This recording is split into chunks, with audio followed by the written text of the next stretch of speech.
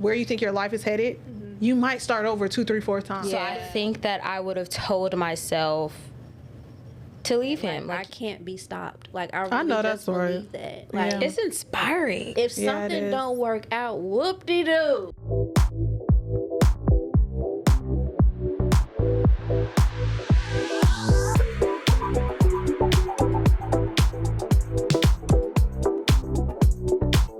Welcome back to another episode of The Good, The Bad, And the 30. I am Alexis Hunt. I'm Kiera Lindsay. And I'm Maya Hood. And today, ladies, we are about to have a conversation, technically a letter to our younger self. So this episode is called Dear Younger Me. Okay. Sweet. So, first of all, how y'all feeling before we get started? Loose as a goose. Smiz. How you doing? Okay. Tune into the previous episode if you want to know what that meant. No, but on a serious note, like, this episode is supposed to be about, like, us talking to our younger selves. Yeah. What advice would we give ourselves in different stages, like childhood, teenager, things like that.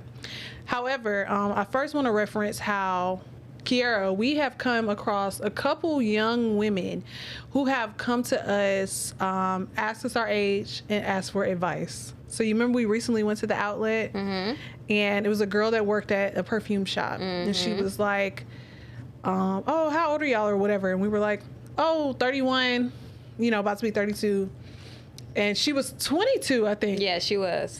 And she said, what advice would you give me as a 22-year-old? Like, because I'm trying to figure out what I'm doing with my life.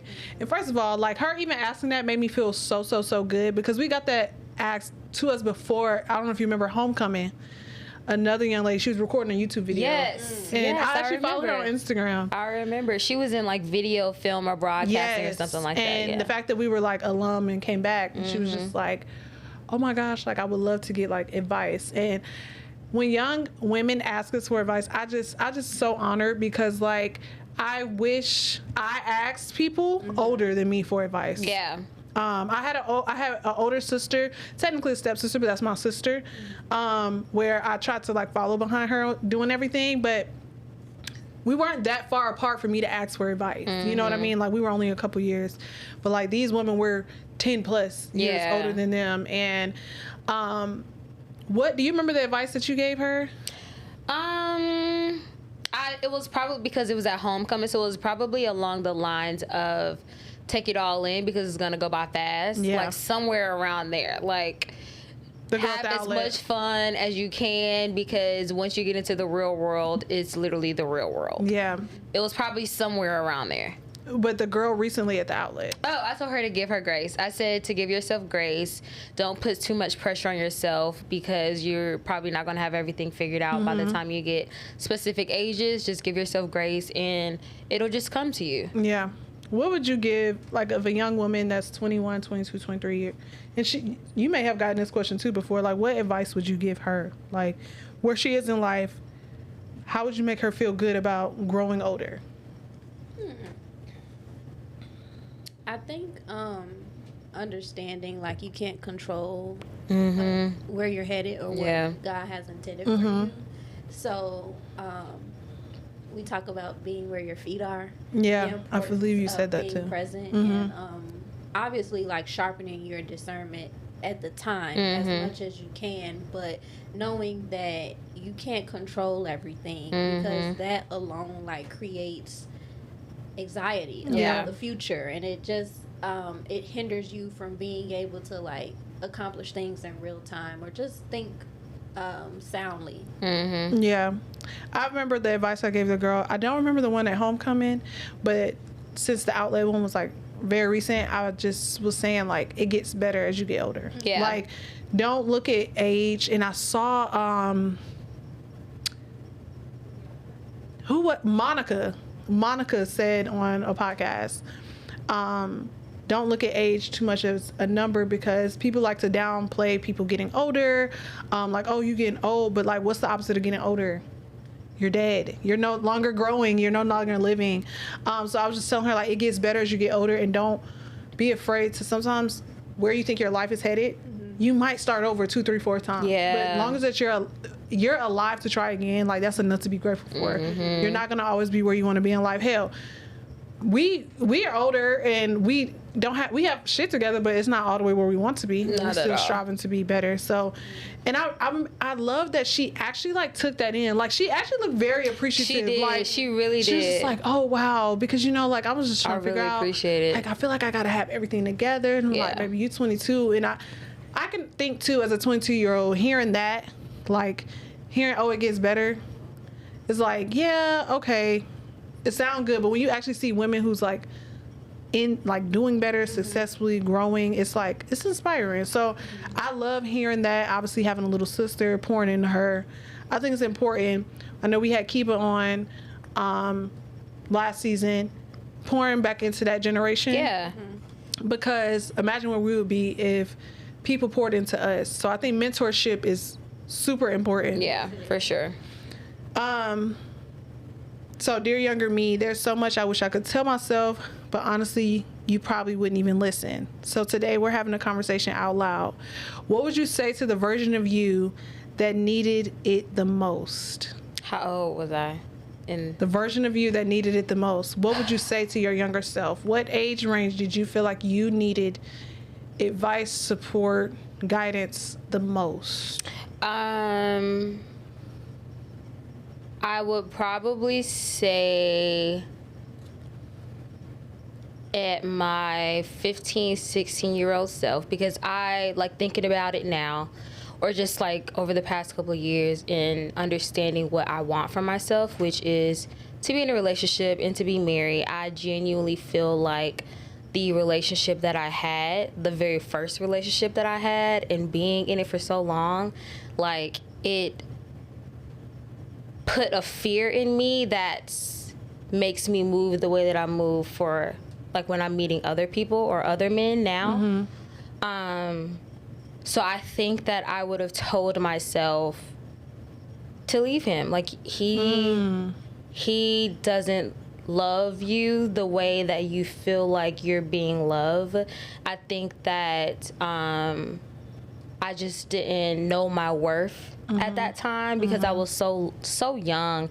My parents had just got divorced, so I didn't necessarily have like a good representation of what love should truly be outside of just like my grandparents. So I think that right now I would have told myself at 15, 16, you don't have to be in a relationship with him just because it looks good or just because you feel like what he's telling you is real. You know, like I feel like I would have told myself, listen to myself more, because I heard or I felt in times, oh, this doesn't feel right. But I think that I was just so caught up in the fame of it all or the notoriety of it all that I stayed in it way longer than I should have.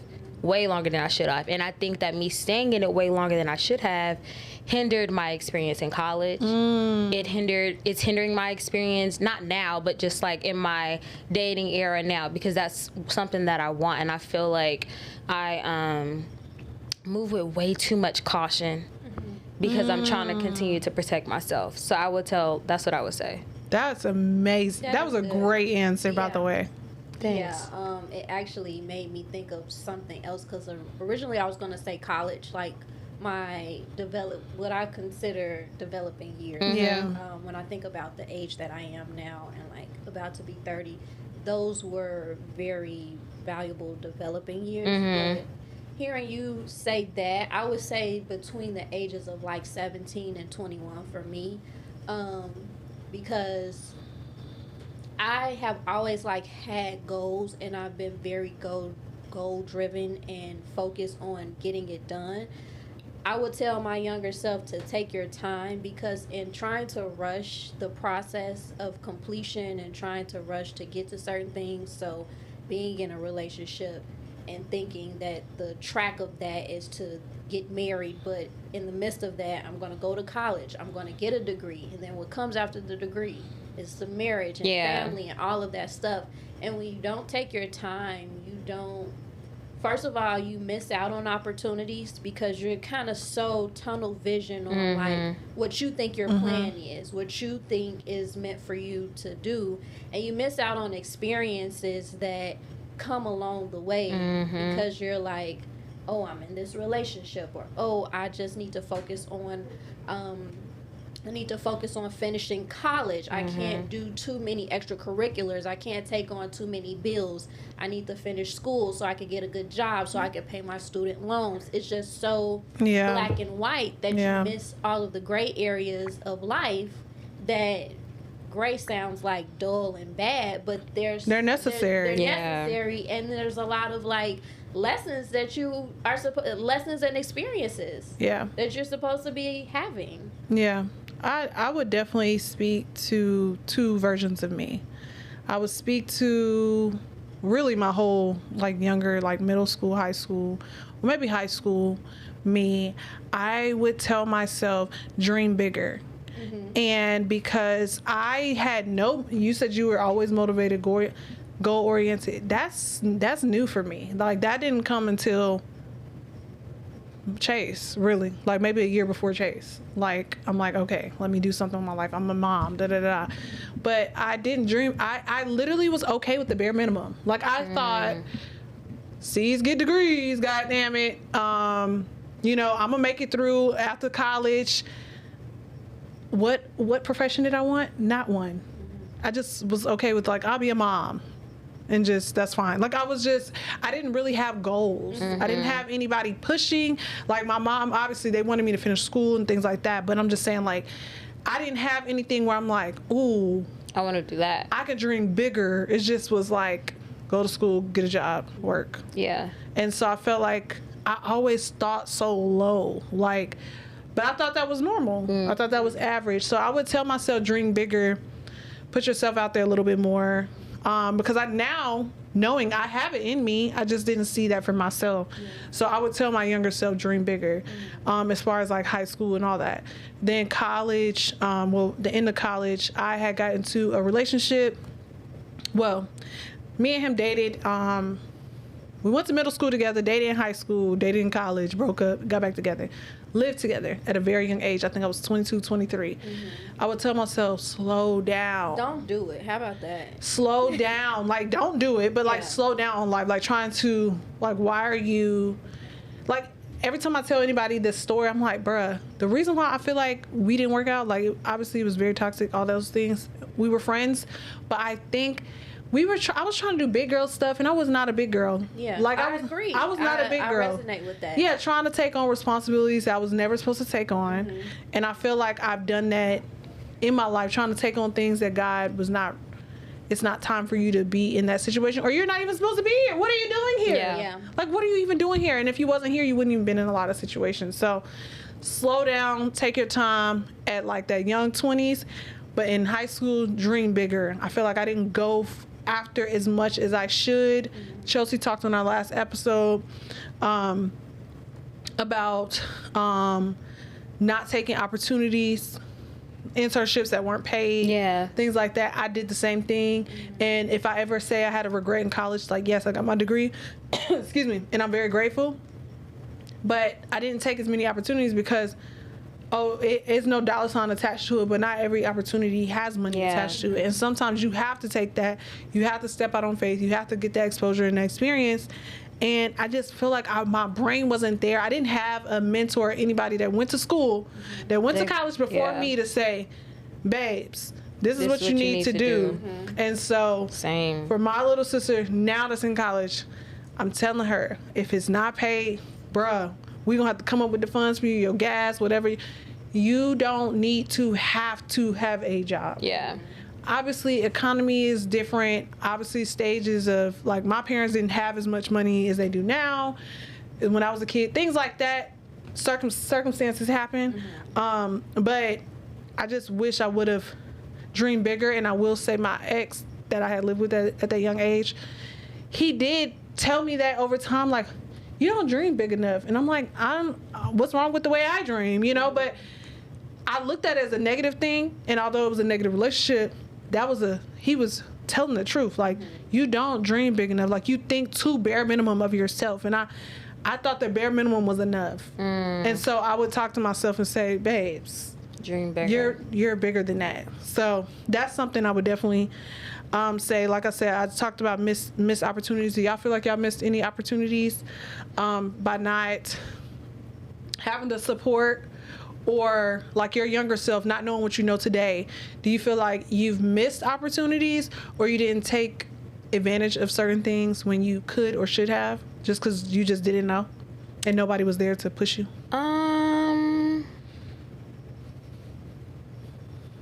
Honestly, I'm not sure. Yeah. I'm genuinely not sure. I feel like I had the same experience as you have, like going into college, because I necessarily, like, my parents are entrepreneurs. Like, they don't work for a corporate building. They work for themselves, and they've been working for themselves all their lives. So they didn't necessarily have, like, the guidance on how to teach me or tell me how to go to college, navigate and what I need to do outside of college. If I'm being completely honest, I don't even know if they were even advocating for me to go to college, you know? Yeah. Like, I kind of just landed at, being completely honest again, I landed at West Georgia because my friends were going there. So I'm just like, I don't know like, to be honest with you. But I do, if I can say anything, I do wish that I knew more. I wish that I knew more surrounding maybe just my career path that I'm in right now. And maybe I could have leveraged that a little bit more, going to school for that. Yeah. And I can be a little bit further than where I am. Yeah. That's maybe the way that I can kind of relate it. I get that. When I think about me in high school versus like me in college, I missed everything. And part of that I know is because I didn't allow myself the time and the space to indulge in like the things, the extracurriculars that I should have been indulging in. Yeah. Okay. When I was in high school, I was literally in everything. I was on the step team, I was on a cheerleading team, I was on the dance team, I was on the professional theater dance team, I was on the yearbook committee. I did everything. We went on a college tour every year. I had gone to so many different colleges, HBCUs, PWIs, all of the things. I was doing them all. Yeah. And then when I got to college, I can definitely say I got a little bit of homesick. I didn't regret going away, though, because I had always dreamed about going to HBCU, so ain't no HBCUs in Chicago, so I was never going to stay in Chicago. Yeah. But I just wasn't used to being away from family. And then also the relationship aspect of, like, I can't miss out. I got to keep coming back home. So I can't be on a cheerleading team where we're traveling. We traveling with the basketball team. You got people in your ear that's not, they don't promote or support, like, you doing your extracurricular things. Or, like, we had plays. They was like, you need to sign up to be in a play. You need to do this, that, and the third. You need to do this internship. Like, there were just so many opportunities. Y'all know I love music. I went to school in Music City.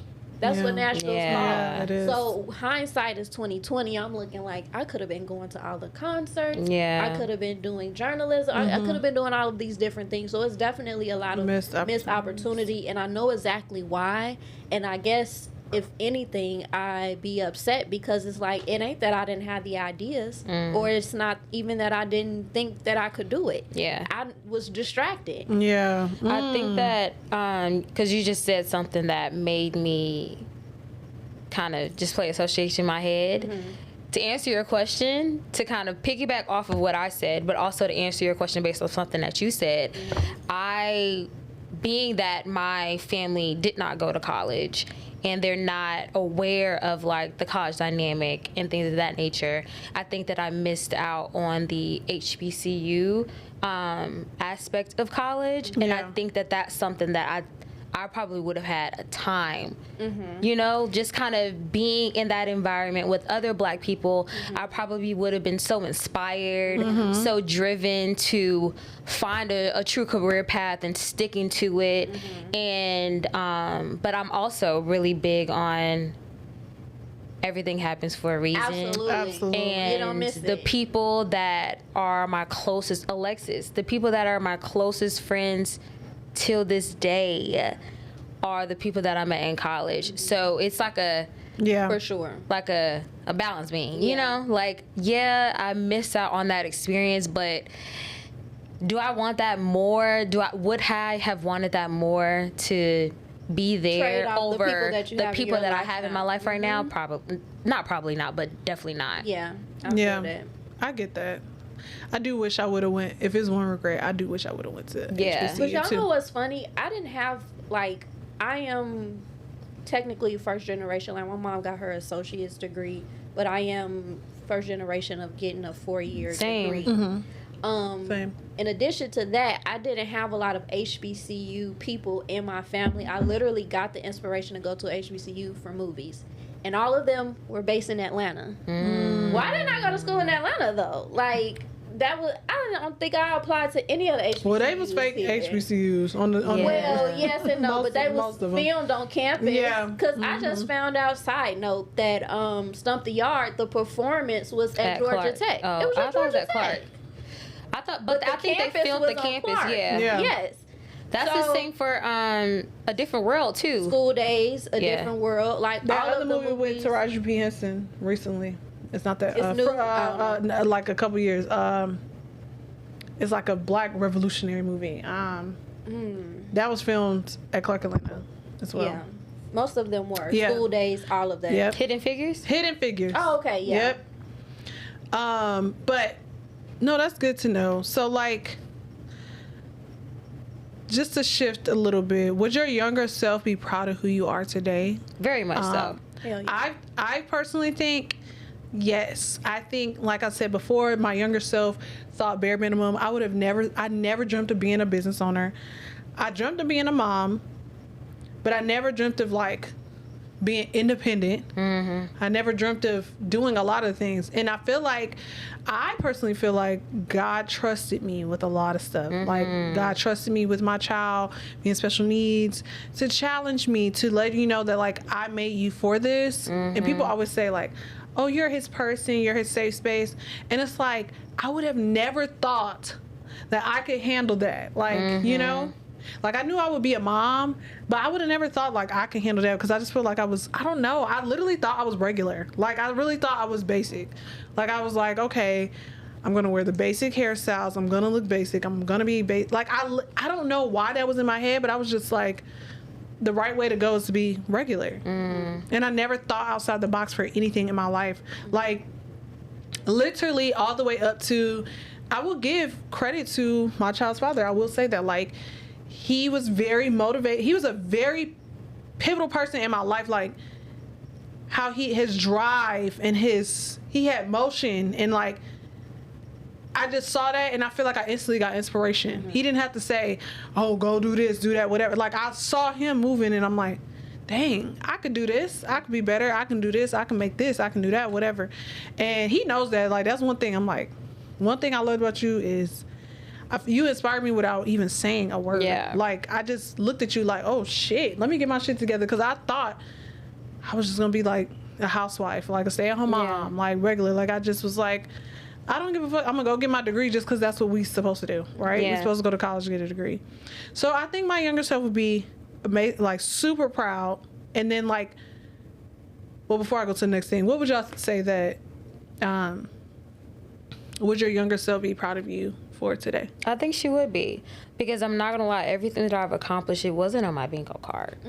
I went to school for mass communications. Mind you, even go back to that, like, I went to West Georgia because of my friends going there. Went to West Georgia for computer science just because they were like, oh, engineers get paid more, like, a lot of money. So I'm like, oh, okay. Took engineer the first semester, got a C, and I'm like, this shit is hard. Get me the fuck up out of here. Change over to broadcasting and TV broadcasting. Went to school for mass communications, did radio at school. I thought I was going to be a radio personality. Turns out, no, now I'm in insurance. Like, I'm not going to lie, absolutely, there's nothing planned out. Like, that's like, how life be. there's people that probably left high school and was like, okay, I want to go to school for this. They already knew what they wanted to do. I had no clue. I had no clue. So I resonate with you when you say that, like, you weren't dreaming big. Yeah. I literally had no clue. So I think that she would be very proud of me because I figured it out and I make it look very well. Like, amen. You do, sister. I am excelling in this insurance space as a project manager. I just bought my second home. At 31. I have a paid off car at 31. Doing a damn thing. I have a paid off vehicle, like a luxury vehicle that I don't even have a car note for. Like, I'm traveling the world. Like, I think that she would be very proud because she probably was just thinking the bare minimum, like you was saying. Like, I'm going to be married at 21, 22, and have kids, and that's it for the rest of my life. That's it for the rest of my life. You know, that's probably what she was thinking. She did not think this is what's going to happen. She did not think she was going to go into radio broadcasting. She didn't think that she was going to be on a podcast. She didn't think that she would own a house. She didn't think that she, like, are doing the things that she's doing. So I definitely think that she's proud. Very much so. I agree. I would definitely think she'd be proud of me. I have lived like 4 lives. Like, I have done a lot Me too. in this little decade. What? I done lived in 3 different places and I done seen a lot of things, you know? I done met a lot of people. And it's been interesting, but I think the fact that, like, I can't be stopped. Like, I really know just that's believe right. that. Like, It's inspiring. if something don't work out, whoop-de-doo. You know what I mean? We on to the next plan. Like, I literally, because I never even think of things like have a plan B for a plan C, but if the first plan does not work out, I'm literally on to the next. Like, I got this tattoo maybe in 2022 that says resilience, and that is something that I embody. Like, you can't break me down, you can't stop me, nothing. I'm always gonna keep rising. You can't break my soul. I was just thinking that. You won't break my soul. Y'all not even like that. No, seriously, sorry. I do think that we will be good examples for our older selves. So, like, our 40-year-old selves, our 50-year-old selves, like, looking back at us in our 30s and 29s. Like, I feel like our older selves will be proud of us and the progress that we made. So I think that's a beautiful thing. Like, I think life is just beautiful. The fact that, like, right now, what's trending right now is knowing your free will. Like, that's everywhere. Like, no, I'm not gonna lie to you. I recently just tapped into, like, using my free will. Like, and I'm just, free will. Free will. I know what you mean. Free will. Sorry. I recently just tapped into it. I'm just like, you know what? Hey, You have free will. But if you think about it, we've probably been doing that, like, not even realizing it. Because in the conversation that we were talking about with Jasmine, and I think one of the questions that you asked was, what's something that you learned in your 30s or something like that. And I think that I mentioned boundaries. Like, I feel like setting boundaries in situations like that, that's you choosing yourself, you making the decision for yourself and doing what you want to do. That's free will. In my eyes, you know. So I feel like we've been experiencing free will all of our lives, but we just never really. But now we intentionally. I love the training right now because you intentionally be like, you know what? I got free will. I don't have to go to bed at 9 o'clock. I ain't gotta make my goddamn bed this morning. I'm gonna use my free will and I'm gonna actually go do this. You should make your bed though. No, you should. Sure. But it's you know, great habits. habits are important. Good habits show that if you make your bed, successful people, yes, they do. Yes, they get up early and they make their bed, and they have a better days. That I believe in that. There's what is that? I read a book a couple of years ago, Atomic Habits. Yeah, Atomic Habits. Yeah, I actually read that book a couple of years ago, and that book is what taught me to start to form better habits because it teaches you the bad habits that you currently that you currently have, and it's like, okay, you need to interject those bad habits with good habits. Absolutely. Whether it's you making your bed every morning or whether it's you not touching your phone when you wake up and you doing something else that you know that you need to do for that day. So I'm all here for make it my bed. No. I said that to say I agree. I learned I need to make my bed every week. Yes. I'm definitely a bed maker. That's one of my quotes, my self quotes is practice good habits. Like I wanted to make a shirt, practice good habits practice healthy habits. Healthy habits. That's my thing. Like, and once you keep doing it becomes normal. So, and it changes your thinking, your mind a little bit. Literally. All right, before we go, give your younger self one sentence, and you have to look at your camera and talk to your younger self. And I'm caveat, y'all. When I was moving, I found an old picture of myself. Like I was a senior in high school, and I was taking my senior pictures, and I looked at myself, and I got emotional. I was just like, "Girl, you just don't know. Like you don't know X, Y, and Z." So I want y'all to take this moment, and we're going to actually put our pictures on the screen. Okay. Whatever version of yourself that you want to speak to, I want you to look at your camera. So Kiera, yours, Maya, me, mine. And give yourself one sentence of advice that you would give your younger self in whatever version you choose. Hey, Kiera. I wouldn't give you advice, but I would say that I'm proud of you. Proud of you for figuring it out. I love that. That's beautiful. Lil Ma. I'm just kidding. I'm just going to say that you are great, but you have no idea how much you're going to grow and become better and love yourself even more. Lexi. You're living your wildest dreams. Stay consistent and stay close to God, and you will get to your next stage in life. That's beautiful. All right, so a quote just to end this episode. This is so beautiful. It was. I feel like this is so in touch cute with as hell. self. It is. All right, quote. You can't go back and change the beginning, but you can start where you are and change the ending, by C.S. Lewis. I think that was very appropriate for this. Period. CS. Very appropriate for this episode. Thank you guys for tuning in to another episode of The Good, The Bad, and the 30. Please make sure you like, comment, and subscribe, and we will see y'all next episode. Bye.